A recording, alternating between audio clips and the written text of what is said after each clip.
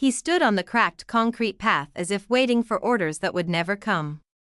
The house in front of him looked smaller than memory, its paint dulled by years of weather and neglect, its windows dark even in the late afternoon light. The tactical bags cut into his shoulders, their weight familiar, almost comforting. 40 kilos of gear, of routine, of purpose. This weight made sense. It obeyed physics. It didn't surprise him. Home did. The air smelled wrong. Too quiet. No diesel, no dust, no distant thunder that wasn't weather. Just cut grass, warm asphalt, and the faint sweetness of someone's laundry detergent drifting from an open window down the street. His mind kept reaching for the rhythm of deployment, counting steps, scanning corners, but there was nothing here to secure. No perimeter. No threat. His body hadn't gotten the memo. He shifted his stance, boots scraping softly. Civilian street. Civilian house.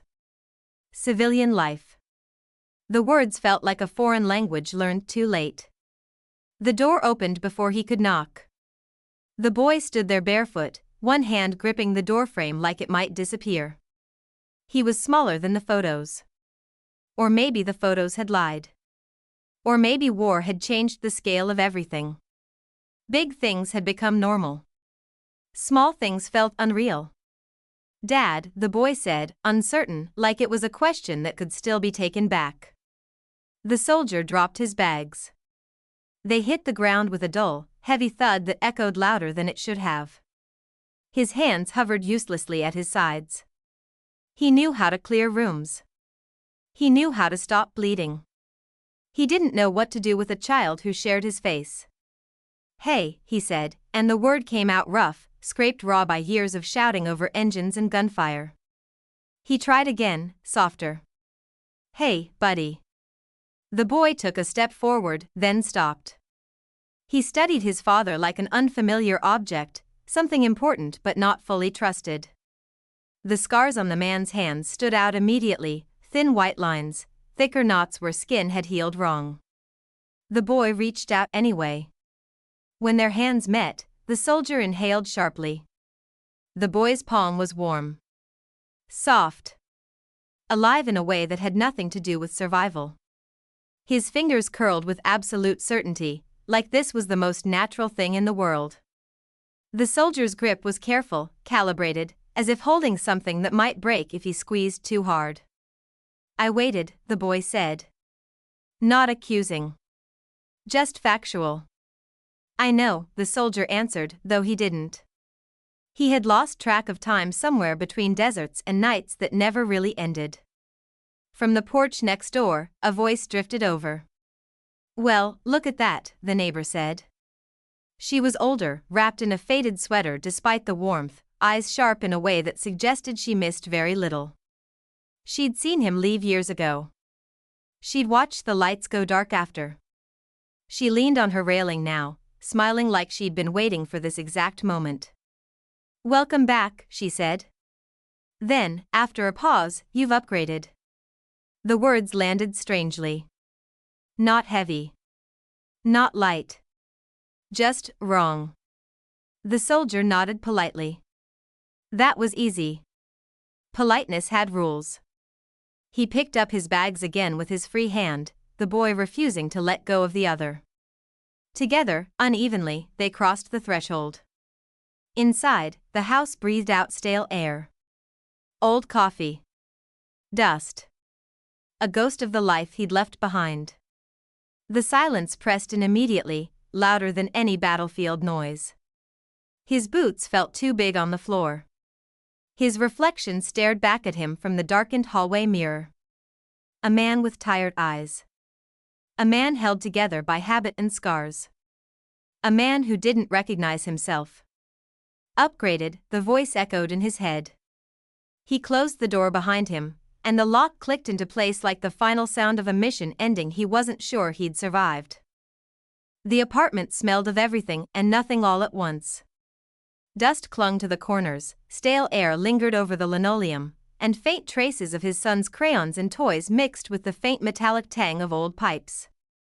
The silence was alien. Out in the field, silence meant danger. Here, silence felt like a cage. He could hear the faint hum of the refrigerator, the occasional creak of the building settling, the soft tap of his son's small feet padding across the room, and each sound seemed amplified, almost accusing. He set his bags down in the corner, the straps still digging into his shoulders. He ran his hands over the scars again, tracing the memory of rope burns, shrapnel wounds, and the calloused hands that had gripped rifles and sandbags. And now these same hands fumbled with a spatula and a saucepan. He stared at the grocery bags he had picked up earlier: eggs, bread, cheese, pasta. Simple things. Civilian things. Things that belonged to life he had only glimpsed in photographs and letters. The boy perched on a kitchen stool, swinging his legs. His eyes followed his father with a mixture of excitement and caution. "Are we gonna eat?" he asked, voice tentative. "Yeah," he said. The word was small, awkward, heavy with the weight of all the meals he had missed: holidays, birthdays, ordinary Tuesdays. He opened the fridge and took out a carton of eggs. His hands shook slightly, not from fear, but from muscles unused to gentle precision. He cracked one into a pan. The shell's crisp snap reminded him of gunfire, but softer somehow. The boy giggled. "Dad, don't break it all." He laughed too, a dry, rasping sound that startled him. Laughter was a stranger here, but it felt like a lifeline. He realized he had been starving for it, not food, not warmth, but this small connection. He whisked the eggs with a fork, his motions stiff and deliberate. He dropped in a pinch of salt, a twist of pepper. The smell of cooking eggs was foreign yet comforting. It filled the empty apartment, and he inhaled it deeply. This was normal. This was home. And yet, it was unbearable. Every clatter of the pan, every hiss of the butter reminded him of what he had lost. What he had missed. He had slept under canvas, in tents and bunkers, in the open desert and in rain-soaked forests, with the stars as his ceiling. But none of it had prepared him for the quiet intimacy of a kitchen, for the laughter of a small human being who called him Dad. The realization hit him hard. He had missed birthdays, first steps, bedtime stories, whispered secrets, tears wiped away, scraped knees kissed. He placed a plate in front of the boy, who dug in with gusto. The sight of the small hand reaching out to grab the fork, the tiny mouth biting eagerly, it almost broke him. He had fed people before, yes, in field rations or during missions, but never like this. Not with love. Not with presence. He watched the boy chew, and his own stomach twisted with both hunger and regret. After a while, the boy leaned back and yawned, eyelids heavy.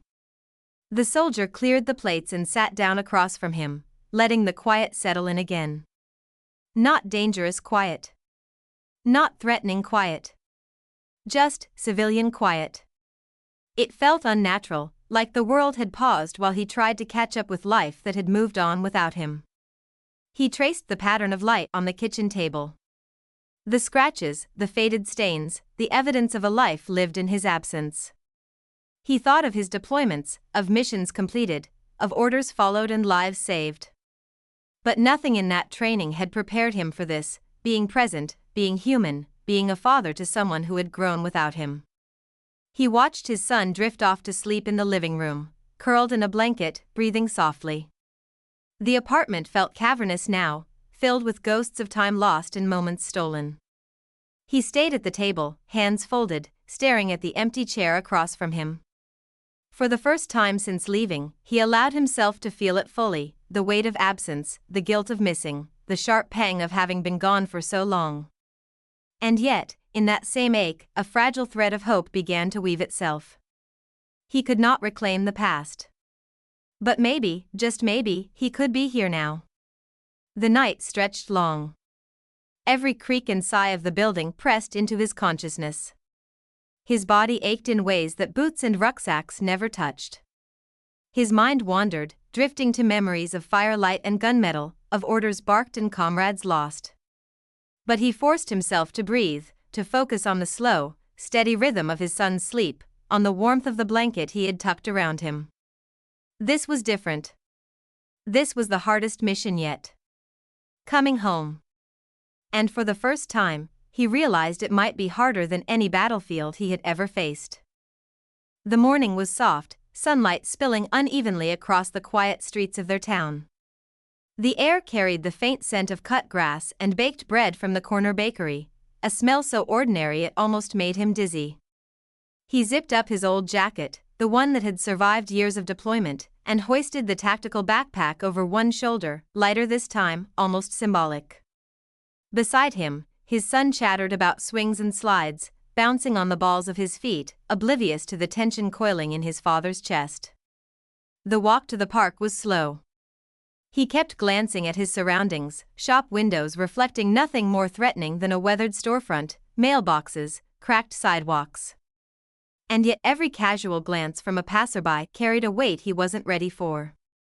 Eyes lingered a little longer, nods came with polite hesitation, some curious, some awkward.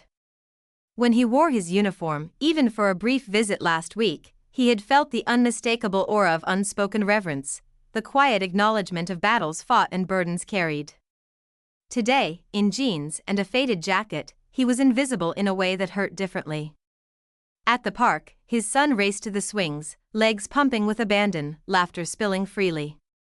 The soldier followed slowly, every step measured, almost mechanical. He watched the other parents, laughing, chatting, carefree. Some glanced at him, the foreign tension in his posture, the haunted edges of his eyes. When they saw the uniform, respect had been automatic. When they saw him as a man, unarmed, unadorned, trying to be a father, they often looked past him entirely, and he felt the sting of insignificance.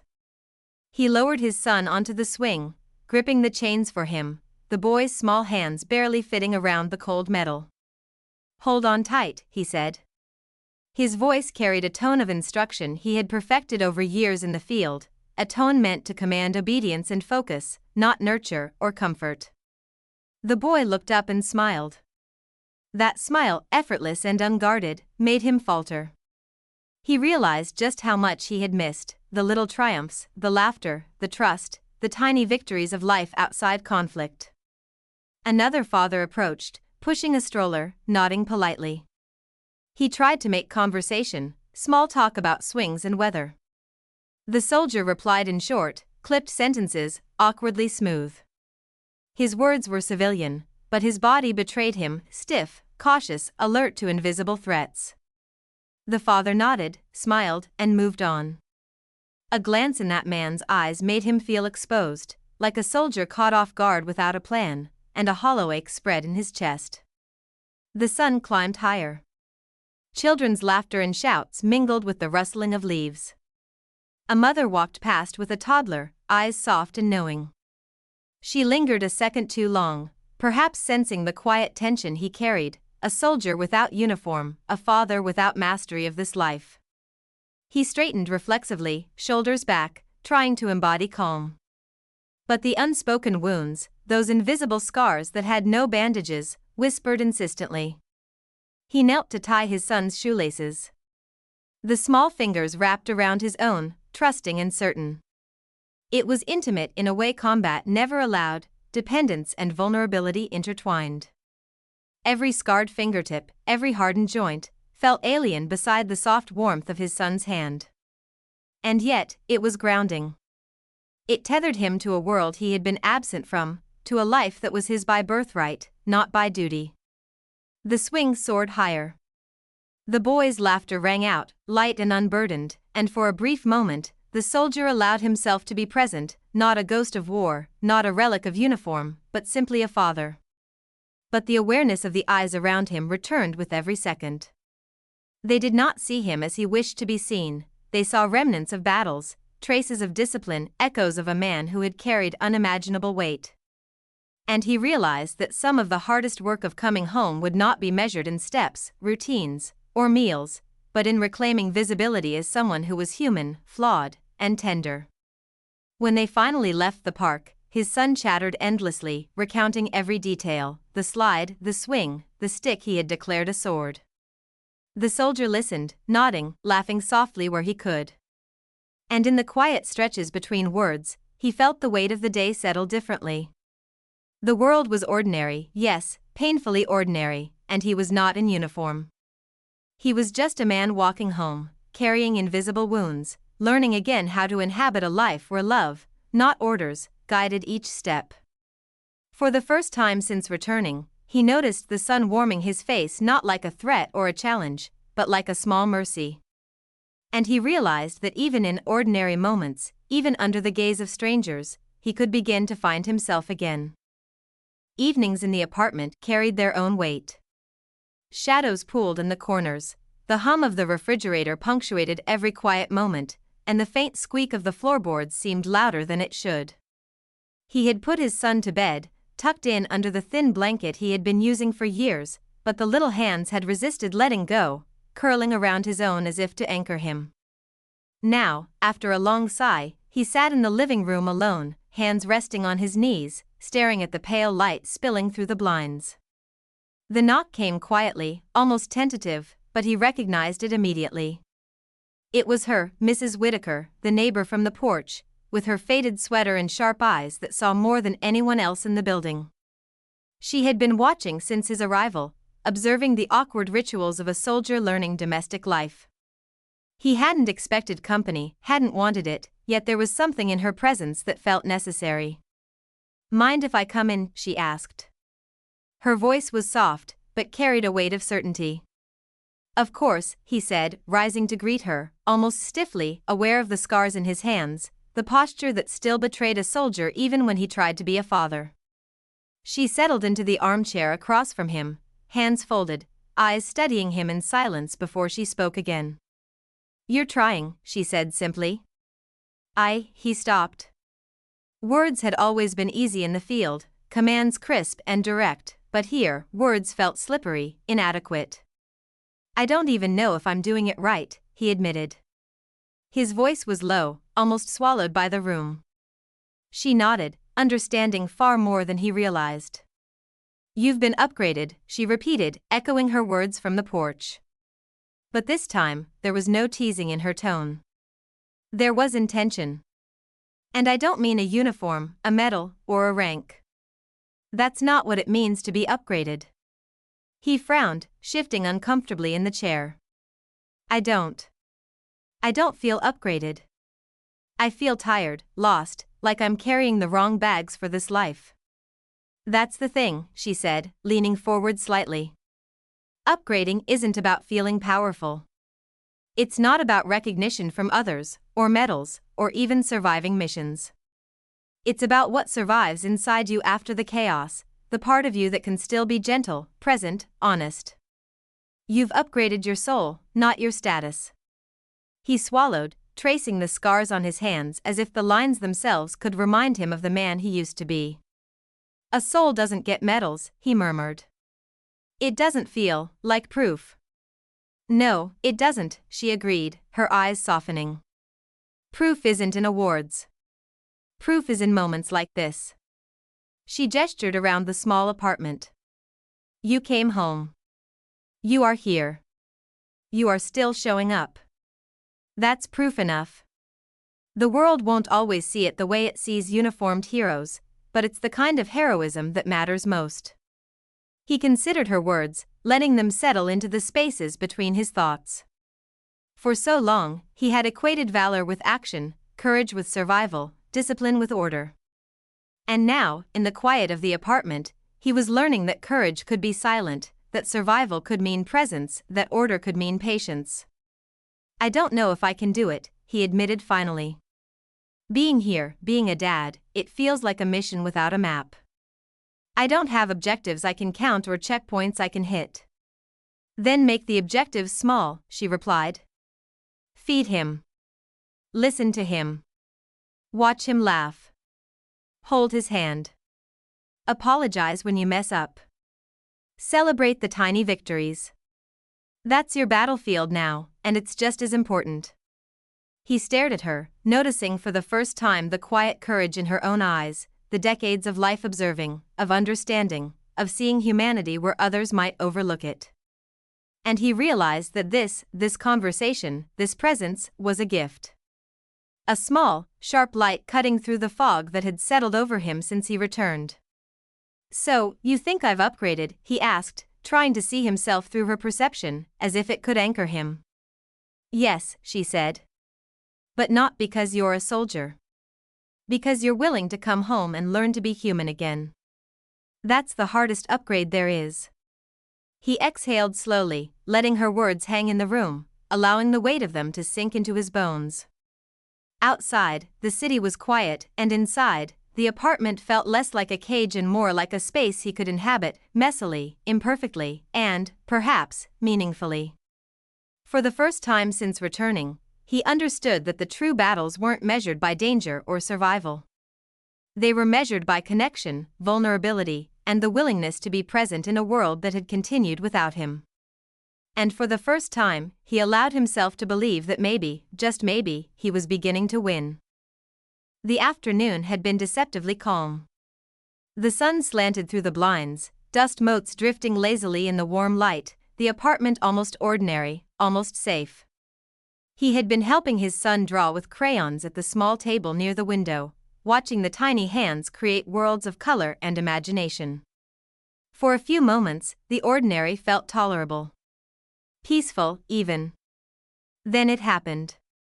A sudden, sharp clatter came from the street below, a metal trash can tipping over, a car door slammed, a dog barking fiercely. The noise ricocheted in his skull, a drumbeat of adrenaline he hadn't felt in months.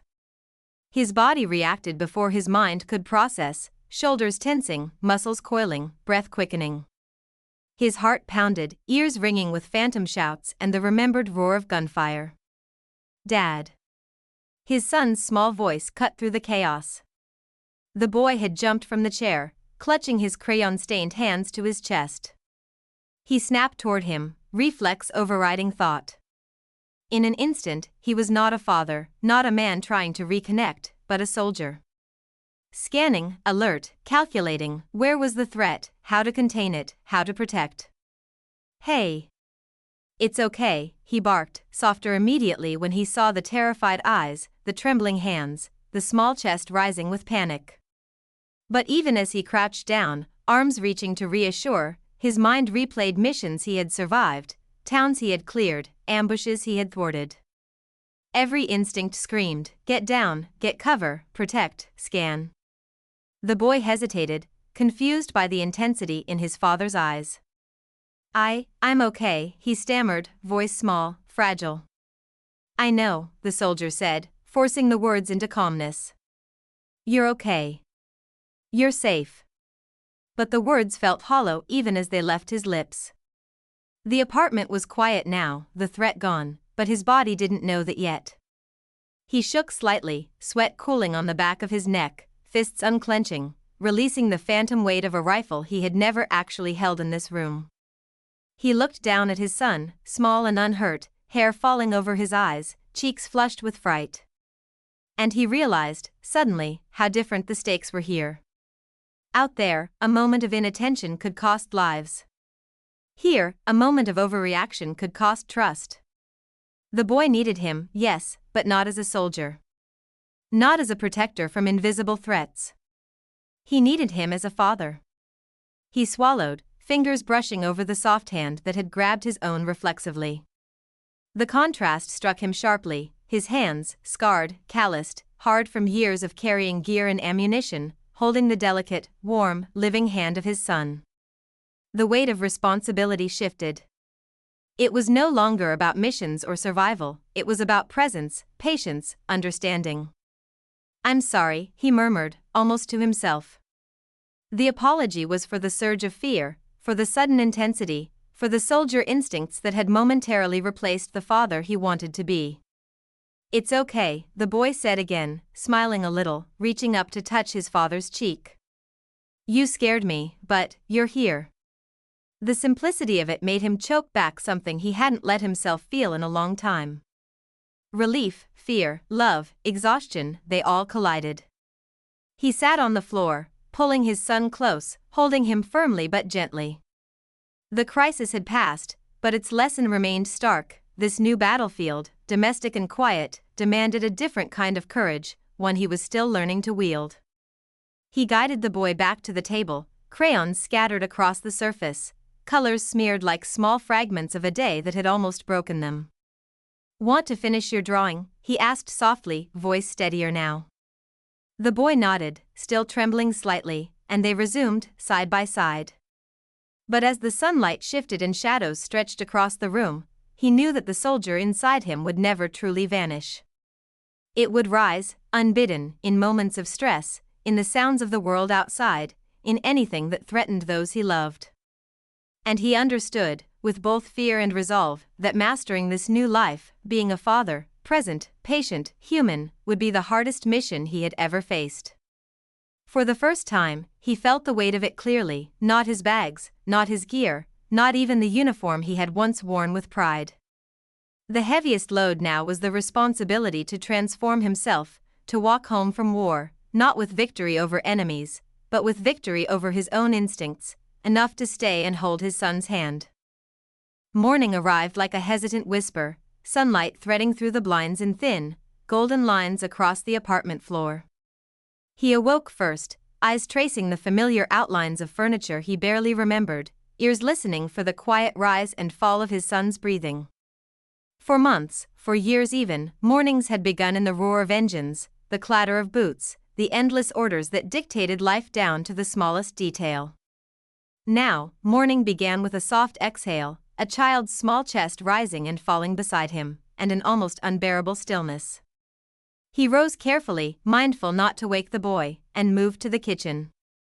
The apartment smelled faintly of yesterday's breakfast, lingering warmth from eggs and butter, crumbs left like tiny reminders of a life he had been absent from.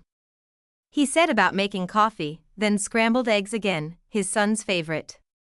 Each movement felt foreign, deliberate, weighted with intention. This was not a mission to survive, this was a mission to nurture, to rebuild, to inhabit the ordinary with care.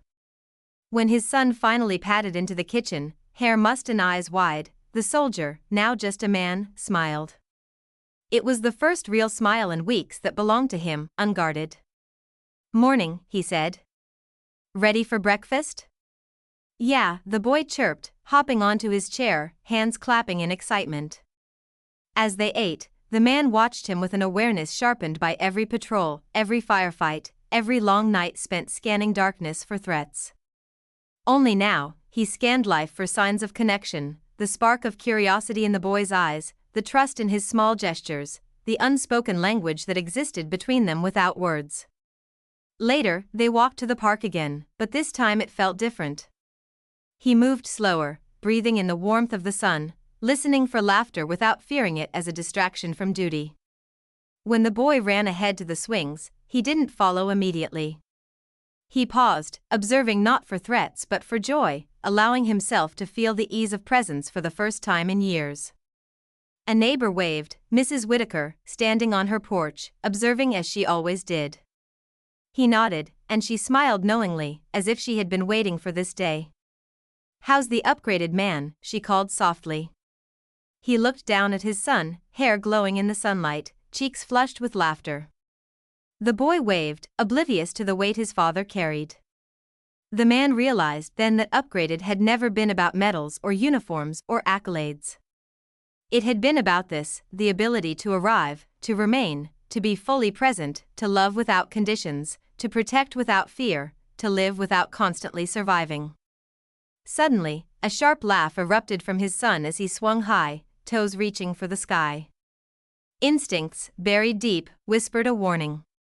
He took a step forward, but this time, he did not react with fear or aggression. He watched. He trusted. The boy's laughter rang free, safe, unbroken. And the man understood. The mission had changed. The stakes had changed. The battlefield was no longer marked by sand or fire but by small, fleeting moments of trust and tenderness. He bent down, catching his son as the swing slowed, steadying him. "Got you," he said softly.